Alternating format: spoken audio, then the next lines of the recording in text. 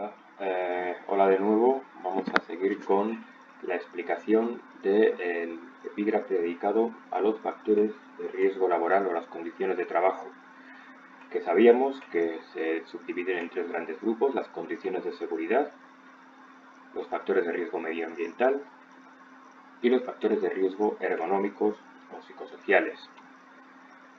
Dentro de los factores de condiciones de seguridad sabemos que pueden ser debidos a los lugares y a los equipos de trabajo, al posible riesgo eléctrico que exista en esos lugares o en esas instalaciones, o al posible riesgo de incendio que exista en esos lugares, en esas instalaciones, esas herramientas o esos materiales. Dentro de los factores de riesgo ambiental que vimos en el anterior vídeo, los primeros de ellos, los contaminantes físicos. Hoy veremos los contaminantes químicos y los contaminantes biológicos. Los tres tienen en común que se tratan de elementos, energías, productos que pueden producir algún efecto en la salud, fundamentalmente enfermedades profesionales. Los contaminantes físicos ya los vimos en el anterior vídeo. Recordamos el ruido, las vibraciones, la temperatura, las radiaciones o la iluminación. Pasamos hoy a ver los contaminantes químicos.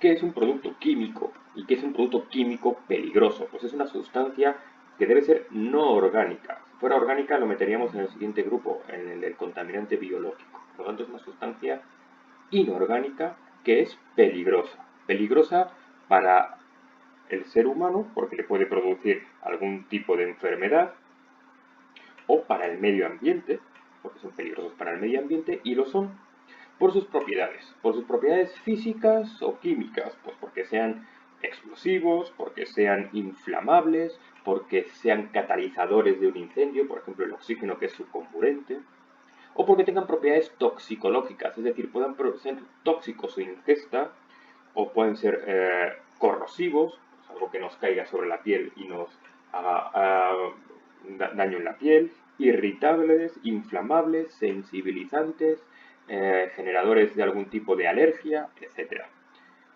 Para que una sustancia no orgánica se categorice como peligrosa porque reúne alguna de estas circunstancias, además debe aparecer en el medio ambiente o debe ser usado en el medio ambiente laboral de una determinada manera. Y aquí es donde entra el concepto de VLA, que es valor límite ambiental. Todos sabemos que cualquier sustancia que existe puede ser convertida en un veneno en la dosis adecuada. Un poco es lo que resume la idea de valor límite ambiental. Los valores límites ambientales son los valores máximos permitidos para que un tóxico, para que una sustancia esté en el ambiente. Evidentemente, el oxígeno, por poner un ejemplo, está en nuestro ambiente laboral porque está en el aire que respiramos y está en un nivel de seguridad. Si entrásemos en una cámara donde solo hay oxígeno puro, eso es enormemente peligroso, porque supera el valor límite ambiental razonable, aquel en el cual un elemento comienza a tener efectos perjudiciales para la salud. Así que todos los elementos tienen estos valores límites ambientales. Para saber si un producto o una sustancia inorgánica es peligrosa o su uso puede llegar a ser peligroso, tenemos el etiquetado de seguridad con símbolos o pictogramas como el que veis aquí, que he puesto aquí en la presentación y que tenéis también en los apuntes, que sin necesidad de conocerlos en profundidad, sí que estamos familiarizados al verlos en el etiquetado de muchos productos, pues que es un producto inflamable, que es un producto peligroso si se ingiere, que hay riesgo de explosión, que es peligroso para el medio ambiente, etc. ¿De acuerdo? ¿Qué efectos sobre la salud pueden llegar a tener los contaminantes químicos? Pues los efectos de la salud van a ser diferentes en función de cómo entran en nuestro organismo. Y aquí tenemos que diferenciar las 4 vías de entrada en el organismo de un contaminante químico. La vía respiratoria, tanto por la nariz como por la boca, para que llega al sistema respiratorio, los bronquios y los pulmones. Suele ser la vía más frecuente, la inhalación de algún producto tóxico. La vía dérmica, la dérmica significa a través de la piel, es la segunda vía más importante. La vía digestiva, a través de la boca, llega al sistema digestivo porque hemos ingerido, hemos comido algún producto tóxico o algún producto contaminado. De todas es la menos importante en cuanto a la frecuencia de contaminación, pero está muy localizada en determinados trabajos asociados a trabajos donde los niveles de insalubridad pueden ser altos. Y por último, la vía parenteral. Parenteral. Es a través de las heridas, de los cortes o de las punciones. El contaminante entra directamente en el torrente sanguíneo por entrar a través de una herida abierta. Cuando este tóxico penetra en el organismo, los agentes químicos pueden producir diversos efectos, como los que hemos dicho antes: asfixia, irritación de las vías respiratorias, dermatitis, alergias, corrosiones, irritaciones, conjuntivitis, etc. ¿Cómo nos protegemos frente a los contaminantes químicos? Siguiendo siempre el mismo protocolo de prevenir primero y luego proteger. Y dentro de la protección prevalece la colectiva frente a la individual. De esta manera, las medidas siempre se plantean con este orden de prioridad. Primero, las medidas de prevención que actúan sobre el foco. ¿Cómo? ¿Cómo se debe actuar preventivamente?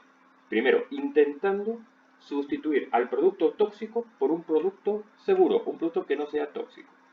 Cuando eso sea imposible, porque es necesario utilizar el tóxico, adecuar las medidas de formación e información al usuario, al trabajador, para que sepa trabajar con ese producto tóxico con seguridad. Es decir, formarle. Y el etiquetado de seguridad, obviamente. De esta manera intentamos minimizar, eliminar si es posible, o minimizar el riesgo. Cuando ese riesgo persiste, aplicamos medidas de protección, colectivas e individuales. Una medida colectiva, por ejemplo, de protección colectiva puede ser utilizar ventiladores o corrientes de aire en un entorno laboral para que el nivel de partículas tóxicas en ambiente disminuya.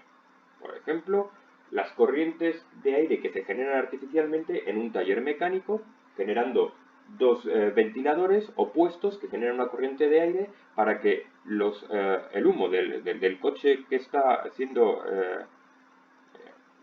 reparado y que tiene que estar encendido, en vez de concentrarse, pueda difuminarse. Sería un ejemplo de protección colectiva. Y la protección individual, mascarillas, guantes, equipos que nos aíslan del contacto térmico o respiratorio del tóxico, medidas de higiene, etc. Muy parecido son las medidas de prevención y de protección frente al contaminante químico como las medidas que vamos a ver frente a los contaminantes biológicos que desgraciadamente están tan de actualidad. Un contaminante biológico, un riesgo biológico, es un agente biológico que es un ser vivo, es decir, una bacteria, un gusano o un virus, también algún hongo, que pueden ocasionar enfermedades al penetrar en el organismo. Estamos hablando de que los elementos biológicos, de que un agente biológico realmente produce una enfermedad. El Real Decreto 664/97 realiza una clasificación de los agentes biológicos en función de su riesgo. Y aquí tenemos los 4 niveles, los 4 grupos de agentes biológicos. El grupo 1 es aquel agente biológico, es decir, aquel gusano, aquella bacteria, aquel virus o aquel hongo que resulta poco probable que cause una enfermedad al ser humano. No es imposible, pero es muy poco probable. Por lo tanto, frente a este tipo de agentes biológicos no hay que tomar ninguna medida específica. Si el agente biológico es catalogado en el grupo 2, lo es porque es probable que cause algún tipo de enfermedad. Pero esa enfermedad siempre va a tener un bajo riesgo de contagio y en cualquier caso tiene un tratamiento eficaz. Es decir, hay una profilaxis adecuada y además tiene un bajo riesgo de contagio. Un catarro común, está producido por algún agente biológico, pero que no tienen un índice de contagio muy alto y en cualquier caso conocemos tratamientos eficaces contra el catarro. Por lo tanto, aquellos agentes biológicos identificados como provocadores de catarros no deben ser tenidos específicamente en cuenta para la prevención de riesgos laborales. El grupo 3 habla de agentes biológicos que pueden producir enfermedades que ya son catalogadas como graves y que además tienen un alto riesgo de contagio, pero que frente a esto su tratamiento es eficaz. Existe una vacuna o una profilaxis adecuada. Sí que hay que tomar medidas frente a estos contaminantes biológicos porque hay un alto riesgo de contagio y una alta probabilidad de enfermedad grave, pero gracias a que hay una profilaxis adecuada, está catalogado en el grupo 3. Si no tuviese este tratamiento eficaz, hablaríamos del grupo 4, una probable enfermedad grave, con un alto riesgo de contagio y sin un tratamiento eficaz.